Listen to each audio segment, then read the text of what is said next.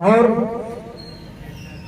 आज के इस मौके पर तफसीली तौर पर पूरी वजाहत के साथ अपनी बात रखेंगे जो हमारे शहर के सब्र हैं, हमारे मुख्य वक्ता हैं, मुकर्रिर हैं। उनसे गुजारिश करते हैं जनाब इमरान अंसारी साहब से कि वो अपने इस मौके पर अपने रोशन ख्याल रखें।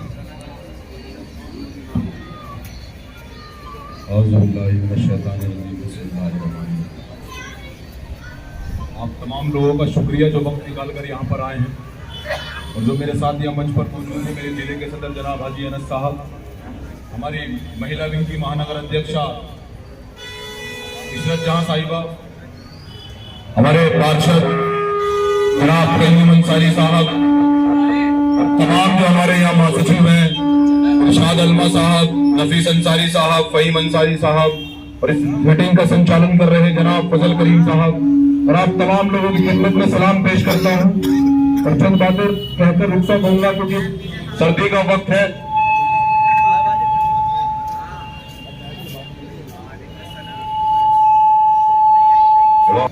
हजरात, करना चाहता हूं क्योंकि हमारे यहाँ पर जो लोग बैठे हैं यकीनन हम तमाम लोग हिंदुस्तान से मोहब्बत रखने वाले लोग हैं, लेकिन हम अपनी तारीख को पढ़ने की जरूरत, अपनी तारीख को पहचानने की जरूरत। हमारे जो हिंदुस्तान के अंदर दो त्योहार ऐसे हैं, एक 15 अगस्त जिस दिन हमारा मुल्क आजाद हुआ और आज का दिन योम जमहूरियत 26 जनवरी। क्या मकसद है 26 जनवरी का? क्यों 26 जनवरी के दिन हम तमाम लोग इकट्ठा होकर इस तिरंगे को सलामी देते हैं? समझिए इस बात को कि जब हमारा मुल्क गुलाम था 1947 से पहले इस देश के अंदर अंग्रेजों का कानून था, भारतीय अधिनियम एक्ट उसको बोलते थे। जब मुल्क आजाद हुआ तो मुल्क के आइन की जरूरत पड़ी। इस मुल्क के उस वक्त के तमाम सरबराह और जिम्मेदारों ने 308 लोगों की कमेटी तश्कील की और 2 साल 11 महीने के अंदर, माफ कीजिए 2 साल 11 महीने और 18 दिन के अंदर इस संविधान को लिखा गया। इस संविधान को लिखा गया और तमाम लोग इसमें शामिल थे। इस संविधान की 2 कॉपियां, एक हिंदी और एक इंग्लिश में लिखी गई मेरे भाई। उस संविधान को लागू किया गया 26 जनवरी 1950 को, जिसके उपलक्ष्य में हम खड़े होकर इस मुल्क की खूबसूरती का जश्न मना रहे हैं। यकीनन मुल्क की आजादी में हमारे उलमा कराम का, हमारे उस वक्त के नौजवानों का एक जज्बा था जिन्होंने रेशमी रुमाल की तहरीक चलाई। दिल्ली से लेकर लाहौर तक हमारे उलमाओं की लाश पेड़ों पर लटकी हुई पाई गई अंग्रेजों ने जिनका कत्ल किया। लेकिन अफसोस की बात यह है, अफसोस की बात यह है कि इस मुल्क के संविधान को आजाद कराने में इस मुल्क की मिट्टी में हमारा खून शामिल है, इस मुल्क की तमाम खूबसूरत इमारतों पर हमारी निशानियां हैं। लेकिन अफसोस की बात यह है कि उस वक्त जिस संविधान में तमाम लोगों को बराबर के हुकूक दिए गए। याद कर लीजिए जो मैं कह रहा हूं, आर्टिकल 21, आर्टिकल 24, आर्टिकल 26, वो तमाम जो आर्टिकल हैं वो अक़लियतों के हुकूकों पर है, उनके अधिकारों पर है। तमाम लोगों को अपने मजहबों पर चलने की आजादी दी गई।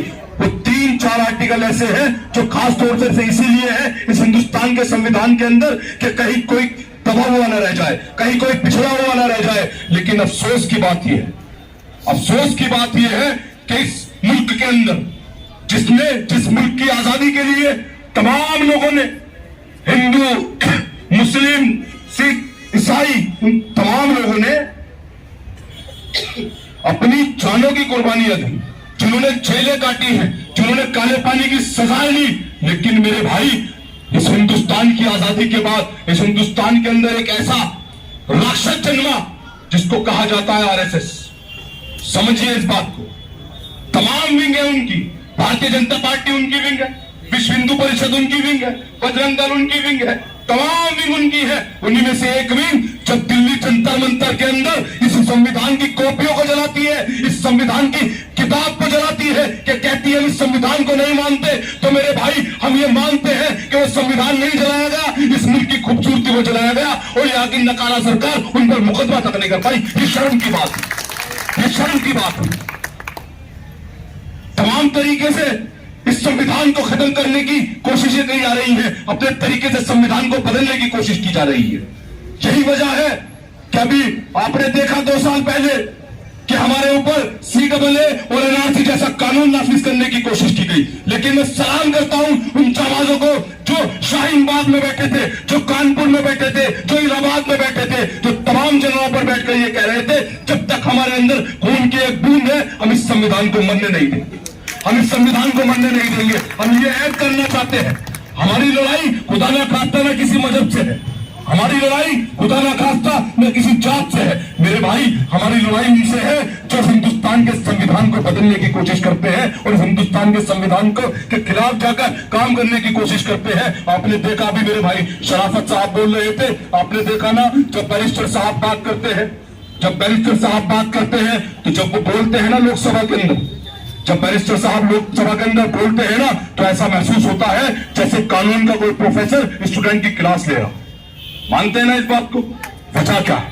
वजह यही है कि बैरिस्टर साहब का एक एक अल्फाज, बैरिस्टर साहब की एक एक लाइन वो संविधान के दायरे में होती है। इस हिंदुस्तान के अंदर सबसे बड़ा अगर कोई है, कोई नहीं है इस हिंदुस्तान के अंदर बड़ा, कोई धर्म, कोई जाति, कोई आदमी, कोई नेता, कोई बड़ा नहीं है। अगर हिंदुस्तान के अंदर सबसे बड़ा और कोई मजबूत तरीका है हिंदुस्तान को चलाने का तो वो जमहूरियत है, और जमहूरियत का संविधान है मेरे भाई। ये कानून जो हमें दिया गया है, हम ये ऐड करके यहां से जाना चाहते हैं कि हम इस संविधान को मानते तो हैं, यकीनन हमसे ज्यादा इस संविधान को कोई नहीं मानता। हमने तमाम बार मिसालें दी हैं, हमने तमाम बार मिसालें दी हैं। अभी आपने देखा, पूरी दुनिया ने देखा, पूरी दुनिया ने देखा कि 6 दिसंबर 1992 को, 6 दिसंबर 1992 को बाबरी मस्जिद पूरी दुनिया की आंखों के सामने शहीद की गई। पूरी दुनिया जानती थी कि बाबरी मस्जिद को शहीद करने की मुहिम चलाने में कौन कौन लोग थे। पूरी दुनिया ने देखा कि पहला खुदा किसने बाबरी मस्जिद की गुंबद पर चढ़ाया। लेकिन जब हिंदुस्तान की अदालतों में फैसला आता है, जब हिंदुस्तान की अदालत में ये मुकदमा आता है और जब फैसला आता है तो ये कहा जाता है, कोर्ट ये कहती है कि इस जगह पर मंदिर के होने के कोई प्रमाण नहीं।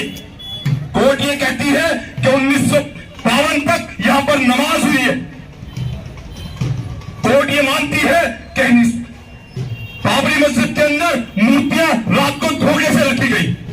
लेकिन जब आखिरी लाइन आती है तो ये कहा जाता है कि ये जो बाबरी मस्जिद की जमीन है वो राम मंदिर न्यास को दे दी जाए। तो मेरे भाई, उस फैसले के खिलाफ, उस फैसले को सारी दुनिया ने देखा, सारी दुनिया ने देखा कि बाबरी मस्जिद शहीद हुई। कौन कौन बाबरी मस्जिद को शहीद करने में शामिल थे? और कोर्ट ने यह माना कि यहां 1952 तक नमाज हुई। कोर्ट ने यह माना कि यहां पर मंदिर होने का कोई सबूत नहीं है। उसके बाद वो जमीन हमसे छीन ली गई, लेकिन हमने हिंदुस्तान के संविधान को सलाम कर अपने दिल पर हाथ रखा, इन्नल्लाह मा साबरीन। तो मेरे भाई, हमसे ज्यादा हिंदुस्तान का चाहने वाला कौन है? हमसे ज्यादा हिंदुस्तान के संविधान को मानने वाला कौन है? मेरे हमने कभी बलात्कारियों के फेवर में तिरंगा लेकर यात्रा नहीं निकाली ना मेरे भाई।